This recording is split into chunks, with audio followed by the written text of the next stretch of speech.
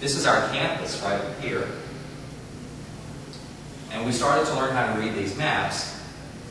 And if you look at the streets back here, they kind of look like normal streets. If you look at the streets back here, you should see a difference. They're black because they have water in them. This is our main campus. You can see right at the back of our campus, the water came up to our campus and stopped.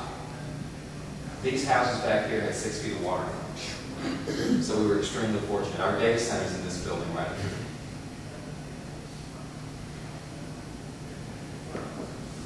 And this is what people will start to see on the news. And that's how most of the city looked. Even houses that had a foot of water in them, or buildings, offices that had a foot of water in them, when we finally got back in the city, they looked like this with mold all over the wall. Maybe the stuff wasn't all, floated around the room. But think of your PBX, or your network closet, or your mainframe, your server room. How much humidity can it take? Not much. Well, it took more than we thought it would. But again, getting the information and seeing this, it's hard to take action because you just don't know. Think in terms of your region. This is a map that was published in the local paper talking about what flooded and where. Our campus is right down here. This point is about shut. Right down here is our campus, and you can see we were right on the edge of the water. But anything you see in black had over 10 feet of water in it. The dark red is 8 to 10 feet. You can see the legend down here. So massive amounts of flooding. So think of Sungard, think of it in your own terms. From this point right here to out here is about 13 miles. That's a massive area of flooding. And you've got about 10 miles right in here, maybe 8 miles. This part of the city right here was pretty much obliterated. Things were washed off their foundation. So why do I bring this up? Where are your suppliers? Where do you buy forms? Where's your bank? Everything in this area was out of service. So you need to think of terms in that. In those terms, a lot of times you start planning for, well, I can get such and such a supplier to provide this equipment for me relatively quickly, but they may be out of business too. So we tend to think of terms of recovery in terms of fire and localized type of thing. And that's something, of course, we have to plan for. But think in terms of your region as well, because it puts a whole different flavor on your recovery. Wednesday, Katrina +2. We got confirmation about 80% of the city is flooded. And the Corps of Engineers is telling us that they probably can't fix the breaches in the levee. And the reason for that was, you may have seen it on TV, but it was quite shocking. There's this big breach in one levee. Military helicopters are dropping 4,000-pound sandbags, and it looks like an eyedropper dropping a drop of water. They eventually did close the breach, but it took a long time.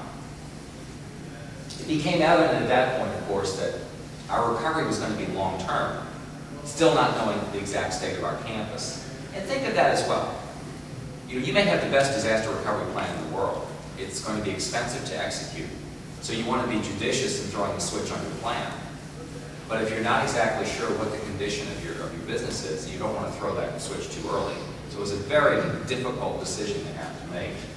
Miraculously, my team began to make contact just through brute force. And when one person would make contact with another, we'd start trading numbers, and just slowly, and email addresses, slowly we got in contact with everybody. But it became obvious that we needed a way, before we actually declared our disaster, to communicate with faculty, staff, and students. That was point number 3 that I want to make. So that's what we did on that Thursday, and by Friday, we had a temporary website established. And that's another point I want to make about vendors and partners. You soon learn who are your vendors and who are your business partners. I contacted our ISP. Of course, their local office was closed, so I just called the office in Memphis. Said, you don't know me, but I need help. I'm a customer of yours in New Orleans. And the lady said, I can't help you, but let me get you in touch with our Philadelphia office. They get me to the Philadelphia office, and the guy said, what do you need? Told him what I needed. They put a server up for me, got me access to it, rerouted our IP addresses to that server, and we were able to start at least putting up emergency messages. We've changed some of this, which I'll get into, to be more ready. But again, that was a part we really said, what do you need? Saturday, September 3rd. I worked for the Provost at Loyola, and 3 of us got together in Houston finally to start actually mapping out what we think the status of the campus was. We learned that our campus on Saturday, almost, storm on Monday, this is Saturday, we finally learned that our campus was relatively undamaged. We had some roof damage, some low water damage on a couple of buildings, but my data center was fine. But we also learned that we had no power and water, and our physical plant director really thought it was going to be weeks at best before we would get it. No power, no water, no sewage, no gas, nothing. Everything's gone. Anecdotally, we pumped thousands of gallons of water out of our gas lines after the storm because the gas lines were infiltrated with groundwater because they had no pressure on them. So there's all kinds of things you had to face. And also the area around our campus had significant damage. As I showed you on that area, while we were okay, the area right around us had a lot of damage. So we made the decision to declare our disaster. That was late on Saturday. So Sunday morning, we declared a disaster with Sungard Recovery Services, who is our partner. Now, we were very fortunate. We had established our plan before Katrina. We tested it annually and had last tested it in March of 2005. But part of that plan required me to assemble my primary recovery team at our disaster recovery site outside of Chicago.